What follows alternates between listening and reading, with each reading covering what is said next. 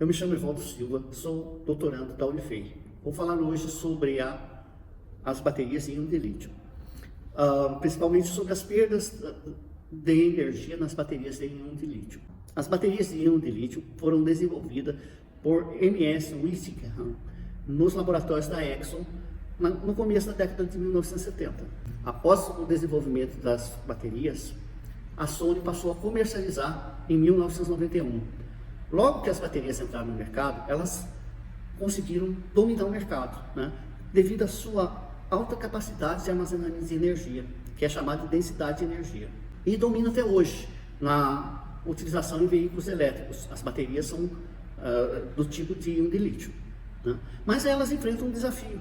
Todas as baterias têm perdas de energia, mas algumas mais, outras menos. Nesse trabalho a gente vai fazer uma análise para verificar quais baterias têm as menores perdas, né? E cada perda vão ser analisada. O objetivo desse trabalho é identificar e analisar como as perdas acontecem e quais são os impactos dessas perdas na bateria, no funcionamento da bateria, na operação da bateria. Sobre as perdas, a primeira perda a ser comentada será a perda ônica. Essa perda ela é resultado da resistência interna da bateria. A passagem de corrente pela resistência provoca, através do efeito Joule, o aquecimento da bateria e isso consome corrente. A corrente, então, é necessária para que a resistência interna aqueça. E esse aquecimento vai provocar mais perdas ainda. Cada vez vai aumentar essas perdas. A resistência interna não é constante. Ela varia de acordo com a idade da bateria, a degradação do material e a formação de material indesejável dentro do eletrolito. A C, a camada sólida de interface entre o eletrolito e o eletrodo, ela protege o eletrodo, mas também aumenta a resistência, porque o elétron tem que passar por ela para poder chegar no captador. As perdas por resistência interna são as que mais contribuem para as perdas totais da bateria. A segunda perda que vamos falar é a perda por ativação. Ela é a energia requerida para iniciar a reação.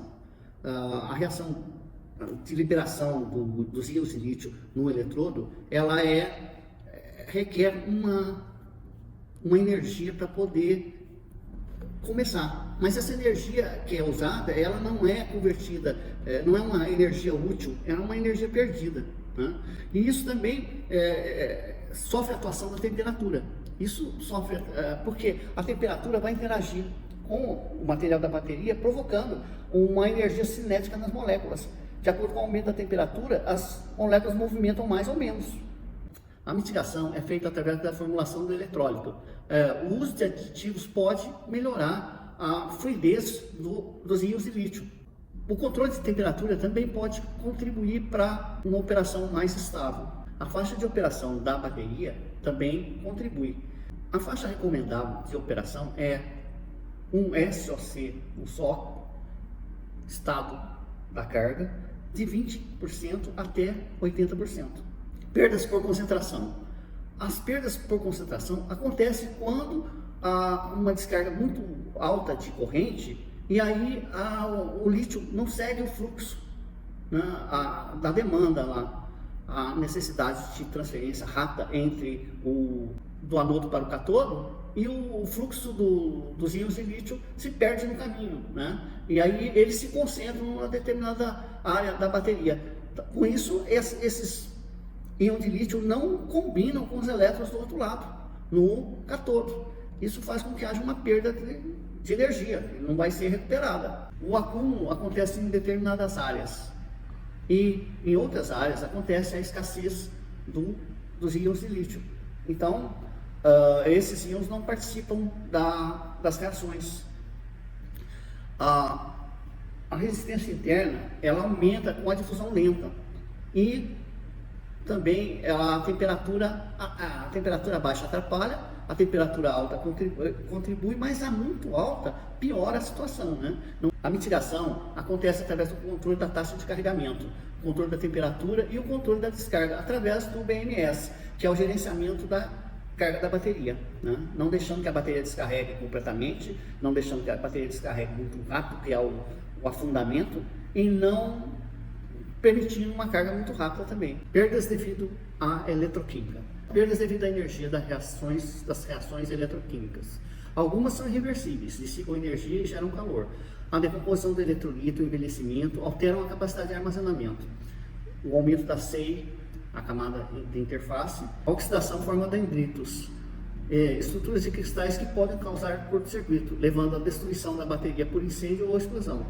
Perdas térmicas. O calor pode ser de duas formas, o calor interno e o calor externo. O calor interno é causado pelas reações químicas e o calor externo é causado pelo meio ambiente. Uma cidade como Cuiabá, por exemplo, uma cidade quente, ela pode interferir na vida útil da bateria. A mitigação desse calor é através da dissipação do calor em estruturas metálicas ou refrigeração por ventilação ou líquidos refrigerantes, a circulação de líquidos pelo circuito da bateria, formando uma refrigeração forçada, né? A degradação química por descarga e carga.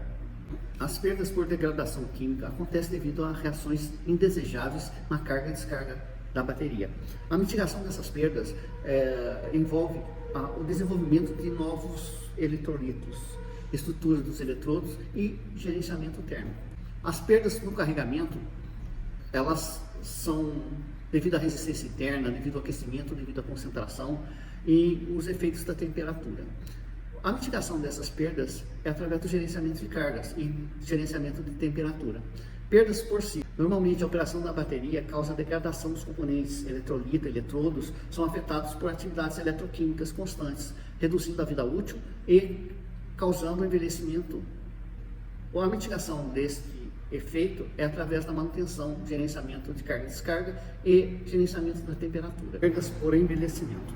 Com o passar do tempo, as reações químicas tendem a diminuir, causando as perdas da capacidade de armazenamento da bateria.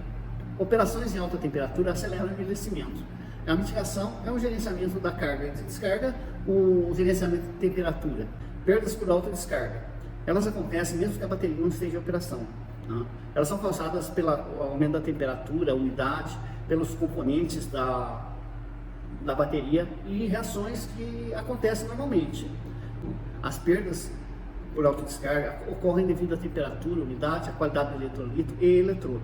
O próximo passo nosso é uma análise comparativa das tecnologias de bateria de íon de lítio, chumbo ácido, níquel cádmio e níquel metal hidreto. Essa análise foi elaborada na revisão da literatura, usando as informações das referências, resultando na tabela 1, onde é possível comparar as características das baterias e verificar a superioridade da bateria de íon de lítio. Para complementar o trabalho, foram realizadas várias simulações seguindo o circuito no MATLAB Simulink. Nesse circuito foram substituídas baterias íon de lítio, chumbo ácido, níquel cádmio e níquel metal hidreto, as baterias que haviam sido analisadas anteriormente. A figura, então, 3 mostra o circuito que foi utilizado. A figura 4 mostra o carregamento da bateria de íon de lítio. A figura 5 mostra o descarregamento da bateria de íon de lítio. Nas figuras nós podemos notar o primeiro quadro, o estado da carga. O segundo quadro superior, a gente nota a tensão que é utilizada no carregamento. No terceiro quadro, a corrente que vai ser circular para a bateria. E no terceiro quadro, a energia que está sendo acumulada na bateria. No descarregamento, nós temos os 4 quadros também. O primeiro quadro, o estado da carga. O segundo quadro, a tensão que está sendo entregue à carga. O terceiro quadro, a corrente que a carga está consumindo. E a energia que está sendo entregue. Bom, vamos realizar o balanço de energia. A perda de energia. A energia do carregamento menos a energia do descarregamento. Foram feitas operações para as baterias com a mesma carga e a mesma fonte. Então, são ambientes iguais, só trocou a bateria. No caso da bateria de íon de lítio, a energia perdida foi 1,57 watts-hora. A bateria de chumbo ácido apresentou a seguinte simulação. Carregamento, né? Os 4 mesmos gráficos, né? Estado da carga, tensão, corrente e energia. O descarregamento, os mesmos 4 gráficos. Estado da carga, a tensão, corrente e a energia. O balanço energético ficou então em 3 pontos, a energia perdida foi 3,74 watts-hora. No caso da bateria de níquel-cádmio, nós tivemos o mesmo ambiente, o mesmo teste. O carregamento então foi primeiro quadro o estado de carga, o segundo quadro a voltagem, o terceiro quadro a corrente e o quarto a energia acumulada. O descarregamento, nós tivemos o primeiro quadro também o estado da carga, o segundo quadro a tensão da bateria, o terceiro quadro a corrente da bateria e o quarto quadro a energia que foi entregue. O balanço de energia então resultou numa perda de 3,94 watts, tá? O dobro também da energia de lítio. E por último, nós tivemos a níquel metal hidreto. Tivemos as mesmas condições, foram repetidas, e o carregamento resultou nos seguintes gráficos: o estado da carga, tensão, corrente e energia que a bateria acumulou. Na figura 11, nós tivemos o descarregamento, o estado da carga, a tensão, a corrente e a energia acumulada. O balanço de energia então ficou a perda de energia foi 2,34. Foi menor que as outras baterias, mas não conseguiu bater a de lítio, que foi 1,57. Então que foi quase 0,8 watts a mais nas perdas. Conclusão: as baterias de íon de lítio apresentam as melhores características, como menor resistência, maior densidade de energia, menor autodescarga, 2 a 3%, menores perdas.